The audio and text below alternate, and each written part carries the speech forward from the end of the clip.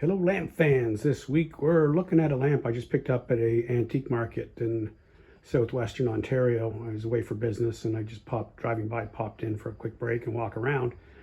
And I saw this lamp here and kind of looked kind of neat. I really like it. It's a banquet lamp, obviously, and it looks to be all original. And now it came with this ball shade here. Definitely didn't come with that originally, but it was part of the deal with this chimney. This is called a Matador chimney. Definitely not appropriate, much later style, probably 1910 and forward. And this would have been for European and some Americans, like Aladdin did run one version of that back in the day. And it came with this heavy glass ball shade, which has these stickers enameled, fired on. Not my cup of tea. I won't throw it out. Definitely find a home for it. Somebody looking for it, I'll make them a deal. But what I got here is I have this beautiful, it's all original finish too. I just kind of rubbed a little bit of cleaner on there and it came up kind of nice. So I'm going to be very gentle when I clean it.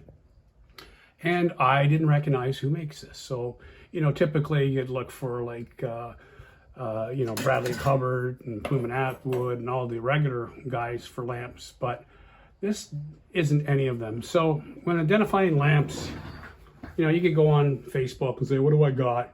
And then, one of us lamp guys can grab this book here, and then, or if we don't have one, we can just look it up in here. So I went through this book, and this book is the best thing since sliced bread. I'm gonna get hours of entertainment out of it, and it helps me identify lamps and get the correct parts for these lamps.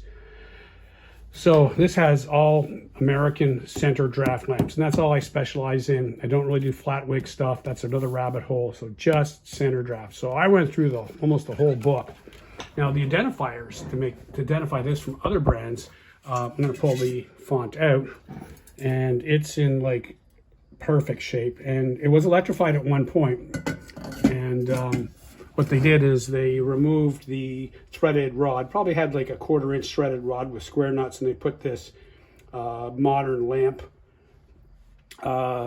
nipple type tube in there and then ran the wire up through that. Good, I like that. It didn't damage anything, and I can just take that part out and recycle that and get a piece of 1/4 inch threaded rod and some square nuts and make it look old and put it back together. So that's good.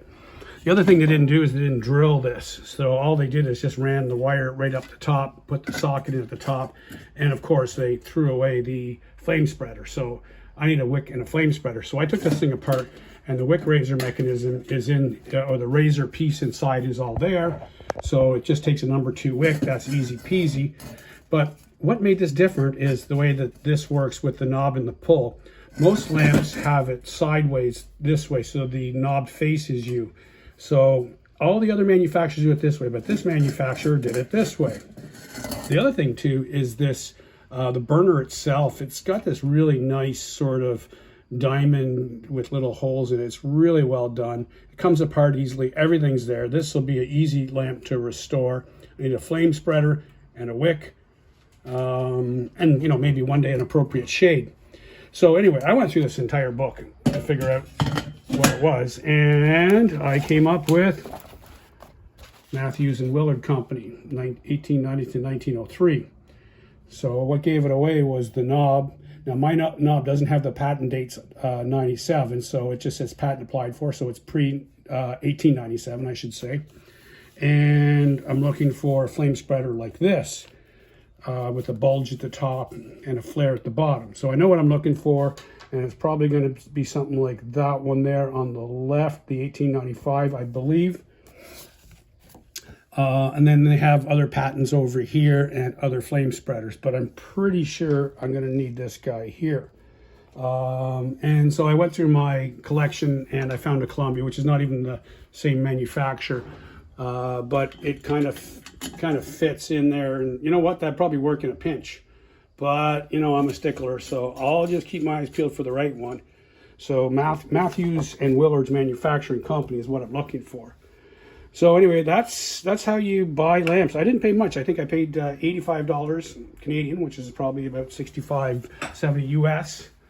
And if I turn around and sell that for 40 bucks, it's worth at least that, I would say, because it's probably $150 to buy that replacement one right now anywhere online. And this chimney, of course, I can use on another project.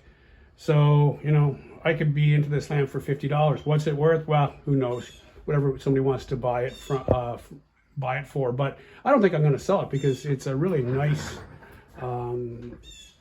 banquet lamp. It's got to be almost 2 feet tall. All original finish. I'd say it's, yeah, definitely 1892. And getting back to this catalog, or sorry, the reference book, they showed them selling some of them. These aren't the exact same models, but they look fairly similar. They look very similar. And look at the shades that they would have had. So would have had some sort of a, looks like a fabric shade of all varieties. And this company, this is a hardware from 1906 to 1907. So obviously they built them and they had enough of them lying around. They're selling them for a bunch of years. So anyway, so that's the secret to identifying lamps. Buy the book. It's probably worth 60, 70 bucks. There's a zillion different things in here. Hours of entertainment. I don't sell it. Bill Carter, he's the guy. You can find him online, or you can just get this from some of the distributors too. So Center Draft kerosene lamps, 1884 to 1940. Anyway, folks, hope you enjoyed this week's video and have yourselves a great day.